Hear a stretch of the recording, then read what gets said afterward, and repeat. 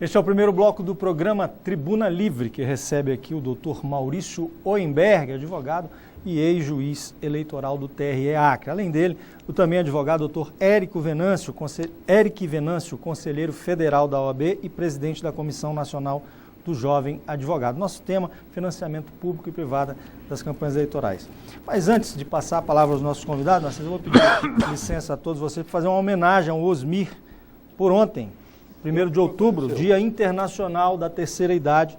Parabéns, viu, Agora, Osmir? por que tu faz homenagem só a mim nesse particular e não se dirige a esse vetusto senhor aqui? Você tem idade de ser meu pai, claro. Né? Até porque são de gerações diferentes, meu amigo. Até porque me justifico, viu, Osmir, uma homenagem. Porque se eu ficar fazendo homenagem ao Narciso, aí vão dizer por aí que eu estou puxando o saco então do meu patrão. Então a homenagem é só para você. Homenagem. Doutor Érico Venâncio, satisfação tê-lo conosco. Seja bem-vindo a primeira vez no Tribuna Livre, se não estou enganado. Exato, a primeira vez. Muito obrigado. Vamos debater um pouco aí sobre essa questão que está tão palpitante nesse momento que a presidente Dilma sanciona essa mini reforma eleitoral, debater um pouco sobre financiamento de campanha.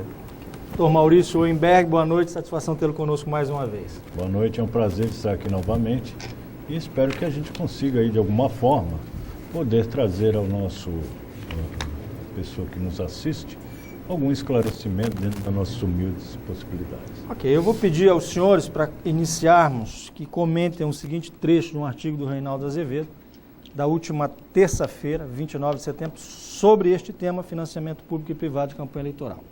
Do ponto de vista prático, diz ele, proibir as doações significa entregar as eleições ao Caixa 2 e empurrar a política para o terreno do crime organizado, que é quem lida com dinheiro sem registro e com moeda sonante. Doutor Érico, o que o senhor acha dessa afirmação do Reinaldo Azevedo, que a gente precisa explicar para quem não sabe que está em casa, é um colunista de Veja, um blogueiro, um dos mais acessados do país e, declaradamente, um adversário do Partido dos Trabalhadores?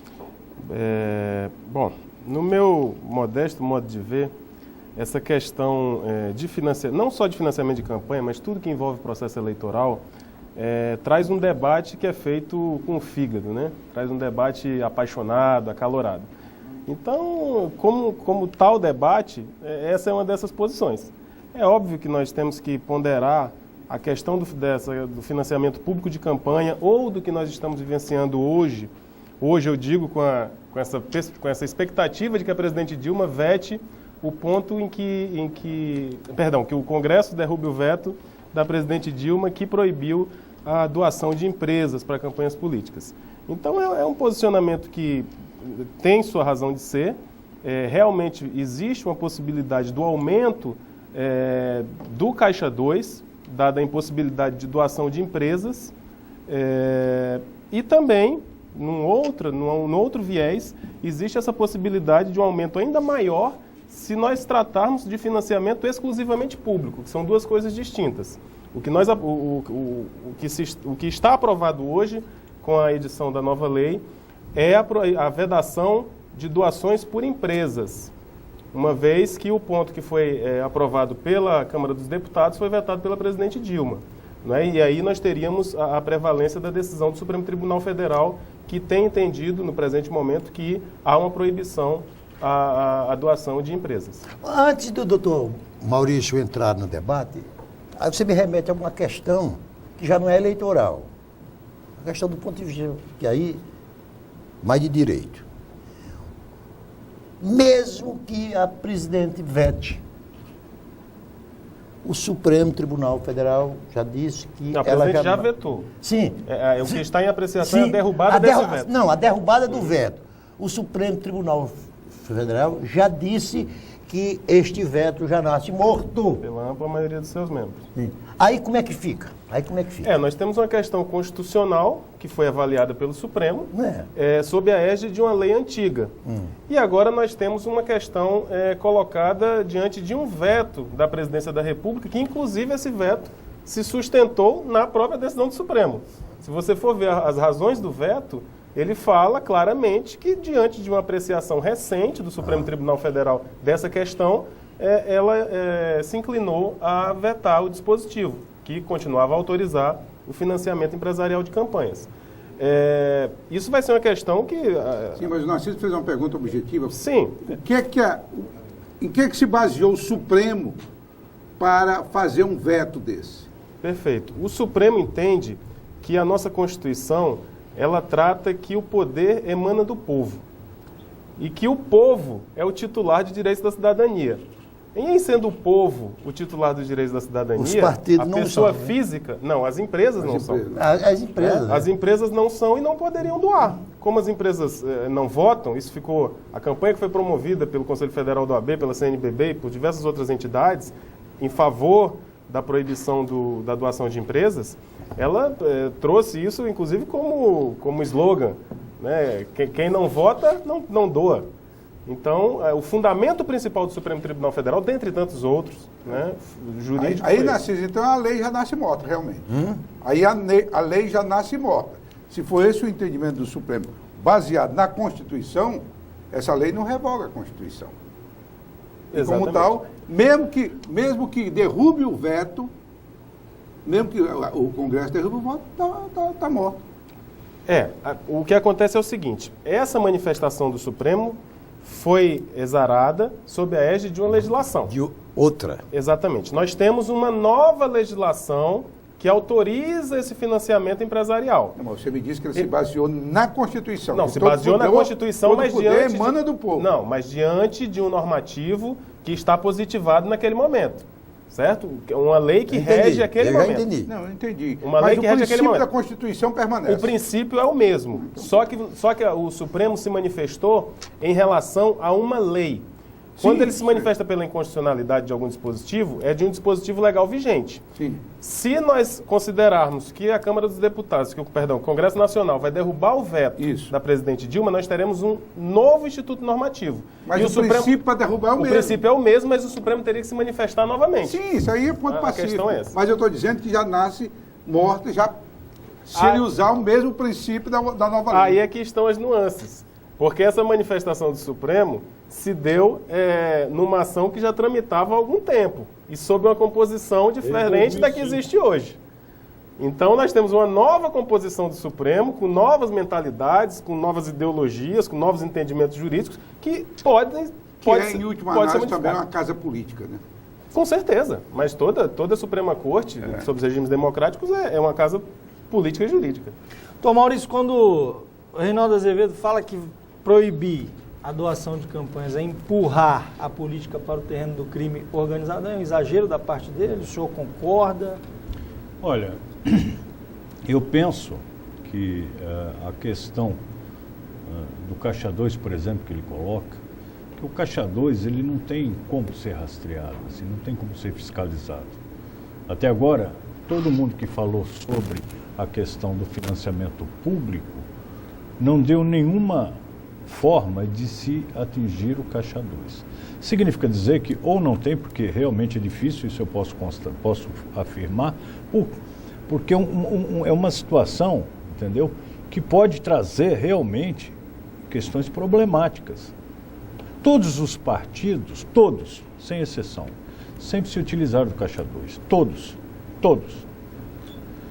Se você chegar lá no vendedor de pipoca da praça, ele sabe disso.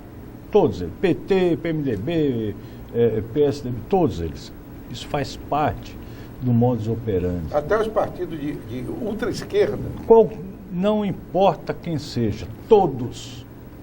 E não há ninguém que possa chegar não, alguns deles não fazem Caixa 2, que nem voto tem. Exatamente. Só os minúsculos, nem caixa os pequenos. Né? Tem caixa para colocar dinheiro. Porque tem os nanicos e os minúsculos. Esses minúsculos provavelmente não. Mas, por exemplo, o financiamento hoje, como está sendo proposto, o partido vai receber gradativamente ao seu tamanho.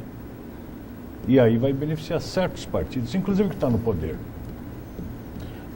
Eu acho que é importante nós pontuarmos uma questão, porque nós estamos tratando de dois temas. De dois temas não, perdão. De dois... Se entrelaçam. Se entrelaçam. Nós estamos tratando de uma legislação que acabou de ser posta, que mantém o financiamento misto de campanhas. Mantém o financiamento público via fundo partidário e mantém o financiamento privado via eleitor. excluindo-se exatamente, apenas a empresa. Incluindo-se apenas a Deixa pessoa eu só- jurídica. deixa eu só concluir E nós temos aqui. a outra coisa, que é uma proposta que tem bastante força, inclusive no Congresso Nacional, que é o financiamento exclusivamente público. Isso. Tirando, inclusive, Inclusive a contribuição do pessoa física. eleitor, da pessoa física. Aí é que está, mas Aí depois eu vou falar respondendo sobre aqui, isso. respondendo diretamente à colocação aqui, o que se está se falando é sobre a questão do financiamento público. Então eu entendo Exato. que seria o afastamento de qualquer doação privada, seja física ou jurídica. Então o que acontece? Por exemplo, hoje, o modelo atual, o Estado tem um gasto nas eleições enorme, hoje.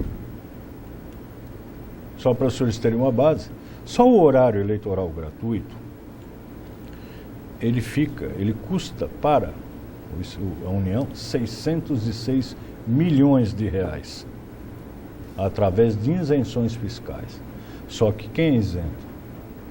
As empresas de comunicação, que até aí eles têm um trabalho a fazer e eles têm um custo operacional. Que, em última E análise, recai sobre quem? o contribuinte. O contribuinte, Claro. que não sabe disso. Não Não sabe disso. Exatamente. Agora, os outros horários, mais 500 milhões ano. E na época, no ano de eleição, 3 bilhões e meio.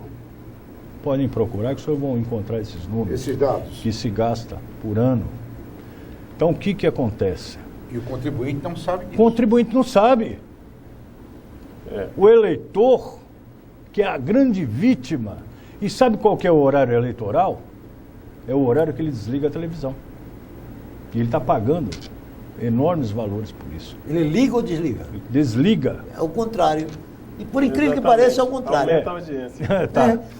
Todo mundo condena, critica os políticos, critica o programa, mas os institutos de pesquisa já provaram que é onde existe maior audiência. Até porque você não pode trocar de canal, aí acaba ficando na... Gostaria de estar errado. Agora, entre assistir e prestar atenção, existe uma lacuna monstruosa.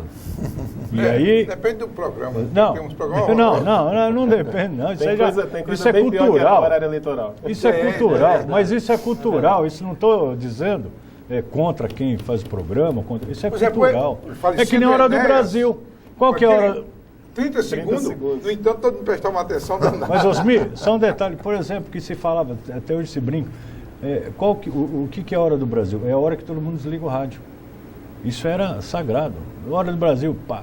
Não, todo mundo não. Eu conheço pessoas que é o contrário. Raríssimas, Vão é pra uma casa entre pra milhão. assistir o horário do Mas Brasil. voltando aqui, o que mais, eu entendo o seguinte, que assim que mais nos interessa é o seguinte, com relação ao financiamento público, eu penso que o Estado, como ente, ele já está sobrecarregado.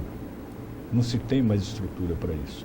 Aí você me fala, não, mas o financiamento particular, eu parto do seguinte princípio, aí eu concordo. Quem pode doar é quem pode votar. Então, eu entendo que seria salutar o financiamento de pessoa física e não de pessoa jurídica. Mas se isso viesse a ocorrer, esses valores depositados como doação, eles precisam ter lastro, de que não seja provavelmente de propina. Então, esse teria que ter uma fiscalização à parte. De onde veio esses valores? Hoje já tem, né? Os interesses, nós sabemos já qual que é, não vão mudar. Porque a doação de pessoa jurídica não é uma doação, é um investimento. Eu sei, todos nós aqui sabemos.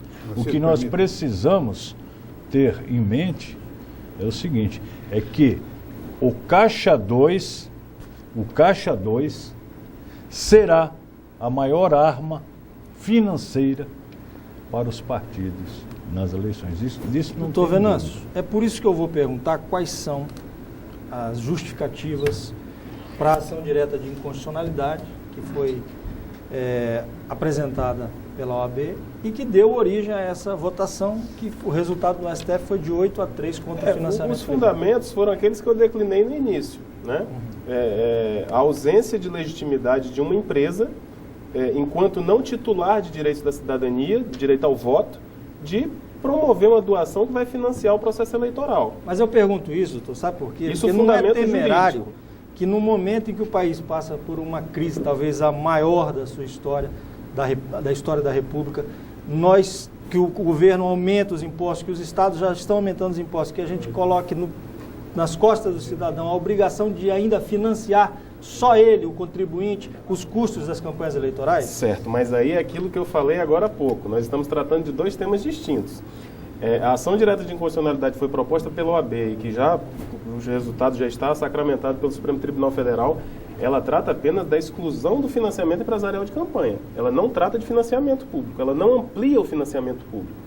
Nós temos várias propostas para que se faça esse financiamento exclusivamente público. E proposta, como eu já disse, que tem bastante força no Congresso Nacional.